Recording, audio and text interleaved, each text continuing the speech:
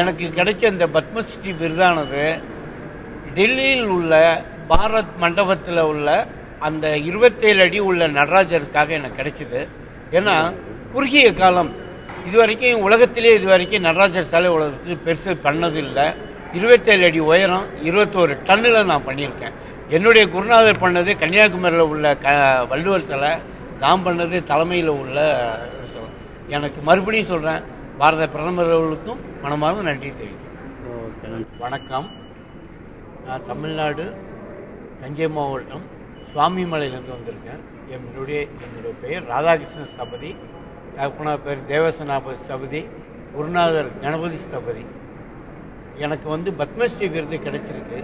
இந்த விருதானது என்னுடைய தொழிலுக்கும் சிற்பத்துறையில் என்னுடைய தகப்பனாரும் அவார்டு வாங்கியிருக்காங்க. இருந்தாலும் இந்த நேரத்தில் எனக்கு இந்த விருது கிடைச்சது எங்களுடைய சுவாமிமலைக்கும் என்னுடைய தொழிலாளருக்கும் என்னுடைய குடும்பத்தாருக்கும் இது பெரிய ஒரு சந்தோஷமான ஒரு நிகழ்வு. எனக்கு இந்த கிடைச்சதுக்கு வாய்ப்பு கொடுத்த மாண்புமிகு பாரத பிரதமர்களுக்கும் எனக்கு இந்த வாய்ப்பை வழங்கிய ஐஜிஎன்சி தலைமை ஜோஷி அவர்களுக்கும் அச்சல் பாண்டியா அவர்களுக்கும் என்னுடைய மனமார்ந்த நன்றி கலந்த வணக்கத்தை தெரிவித்துள்ளேன். தற்போது காலகட்டத்தில் வரணும்னு நீங்கள் விரும்புகிறீங்களா?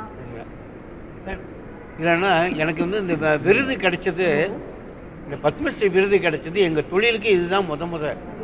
எனக்கு பிறகு இந்த தொழிலை என்கிட்ட என்னுடைய பிள்ளைகள், அதோட என்னுடைய ஊரில் உள்ள ட்ரைனிங் படிக்கிறவங்க, எனக்கு உள்ள பின்னாடி உள்ள சந்ததிகள் இது மேலும் மேலும் அந்த வளர்ச்சி அடைகிறதுக்கோ மேலே நல்ல ஒரு திறமையை கொண்டு வர்றதுக்கு இது ஒரு அடிக்கோலாக இருக்கும். நான் படித்ததெல்லாம் மாமல்லபுரம் சிற்பக்கலை கல்லூரியில் அங்கே தான் படித்தேன். அதே போல் என்னுடைய படித்தவங்களும் சரி, எங்கள் ஊரில் உள்ள சிற்பிகளும் சரி, மேலே அடுத்த விருதுக்கு இது போல் ஒரு ஆயத்தமாக வரணுங்கிறது என்னுடைய விருப்பம்.